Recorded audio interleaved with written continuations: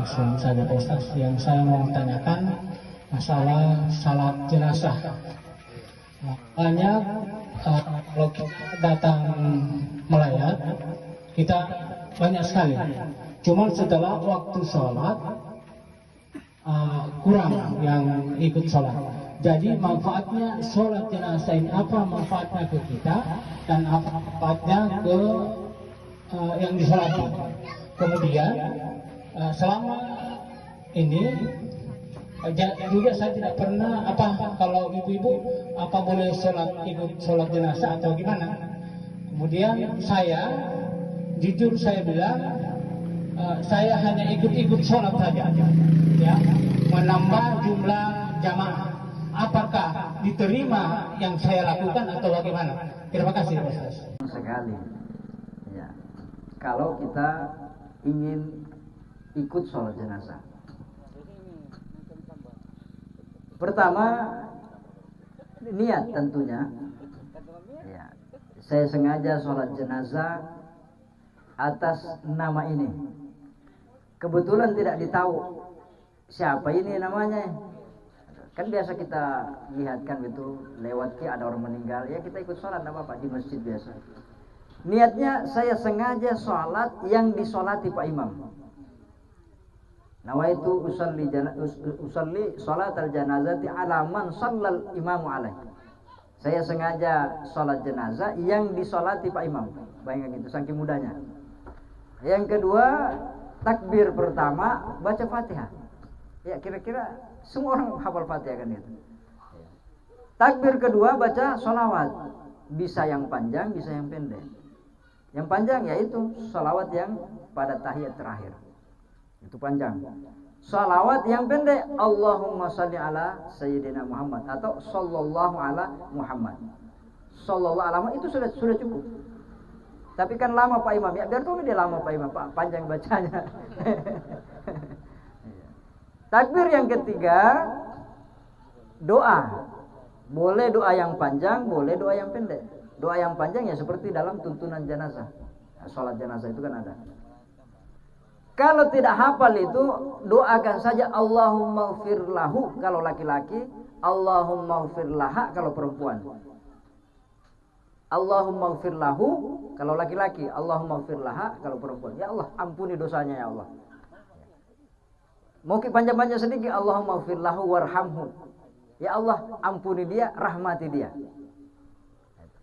Takbir keempat, tidak baca doa pun boleh. Ya. Tidak ada takbir saja kosong, itu sah.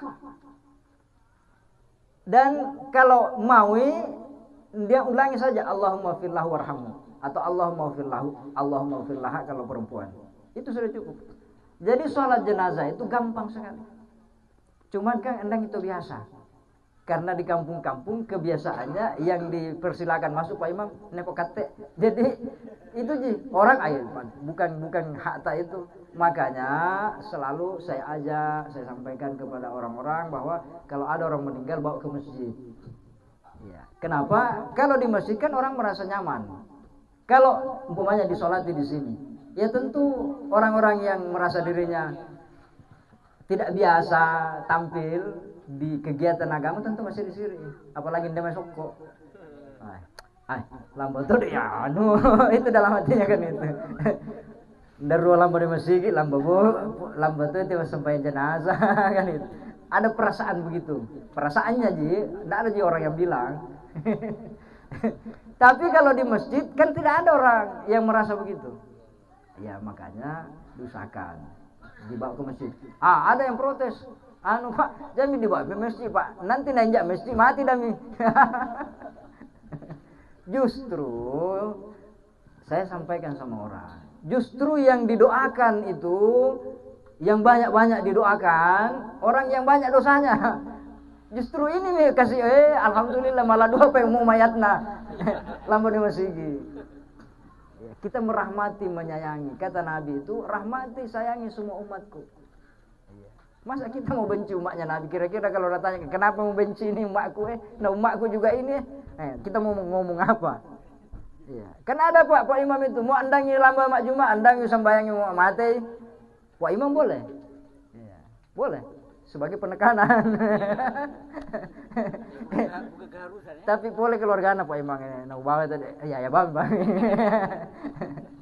Karena bisa kita bertanggung jawab nanti. Apa nak musuh biangan dia? Umat weh, Pak Umat Tuhan itu dia. Nah, dia bersaksi bahwa asyhadu an la ilaha illallah wa asyhadu anna Muhammadar Rasulullah. Jadi saya selalu menganjurkan ya, meskipun darul lama sembahyang, darul lama di masjid, bawa ya, supaya tambah ramai. Kata Nabi, siapa yang jenazahnya disolati 40 orang, maka saksikanlah dia penghuni surga. Karena tidak gampang Pak, tidak gampang mengumpulkan 40 orang. Ini saja kita takziah tidak cukup 40 orang. Padahal siapa yang tidak kenal almarhum? Di sana dia. Iya. Tetapi itu tadi maparisan isang apiangan. Tapi kageng dia apa dan dipikiri. Iya. Kemudian pertanyaannya lagi apa tadi? Apa manfaatnya bagi orang yang sholat dan apa manfaatnya bagi orang yang disolati? Tentu bagi yang disolati itu tadi akan banyak orang yang sholat, maka semakin besarlah dosanya, harapannya diampuni oleh Allah. Kemudian manfaat kita, kata Nabi, ini sering juga saya kritik. Kalau kita pergi ke tempat orang yang melayat tempat orang yang kedukaan, usahakan tuntas. Jangan datang setor muka saja. Ya, tapi saya minta maaf ya, saya kan mengajar. Ya, selama saya mengajar saya hanya datang kemudian saya pulang. Karena saya punya tanggung jawab. Alhamdulillah wasatu. Dulu saya tidak begitu Pak, waktu saya belum punya tanggung jawab. Kan banyak orang Pak datang saja aja, penampilan itu langsung di depannya jenazah. Tapi dia masih semangat Pak. Kata Nabi, siapa yang datang menyelenggarakan jenazah, dia solati, kemudian dia mengantar ke kuburan sampai selesai, maka dia dapat pahala 3 kirat atau 2 kirat. Itu besarnya kirat itu seperti gunung Jabal Uhud. Nah, itu Jabal Uhud. Ya, besar sekali pahalanya, seperti gunung. Orang yang datang kemudian dia mengantarkan jenazah sampai selesai, maka dia dapat seperti 2 gunung besar. Ya, bahkan bisa jadi 3 gunung besar. Itu manfaatnya. Ya. Jadi rugi toban di tahu mak boleh tahu ndak tuh disembayangi. Iya. Apa rekeng masuk ndak sembayangi. Anu Anda wisang. Ah itu tadi sudah dijelaskan kan itu. Gampang sekali sih. Cuman persoalan kita ndak biasa. Ya itu. Iya, mungkin itu ya. Perempuan lagi, Ustaz. Apakah bisa ikut salat jenazah? Oh ya, masih ada tambahan satu. Jadi saya ceritakan begini. Waktunya meninggal Rasulullah sallallahu alaihi wasallam. Itu lama sekali orang sholat jenazah. Kenapa? Karena semua sahabat ingin mensolati Rasulullah. Ya. Jadi kumpulan pertama, gelombang pertama ini sahabat utama Abu Bakar, Umar, Utsman, Ali. Ya. Laki-laki dewasa semua. Kemudian remaja, kemudian anak-anak. Kemudian gelombang ketiga, keempat, perempuan. Satu-satu. Kan Nabi itu beliau meninggal di kamarnya Aisyah.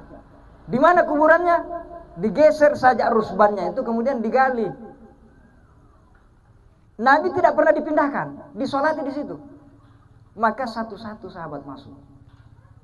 Gelombang yang terakhir itu perempuan. Perempuan datang. Cuman kita endam biasa. Kebanyakan kita tidak biasa ada perempuan ikut sholat jenazah. Padahal tidak ada masalah. Justru itu tadi sahabiah kalau perempuan, dia datang satu persatu mensolati jenazahnya Rasulullah SAW. Iya, mungkin begitu ya.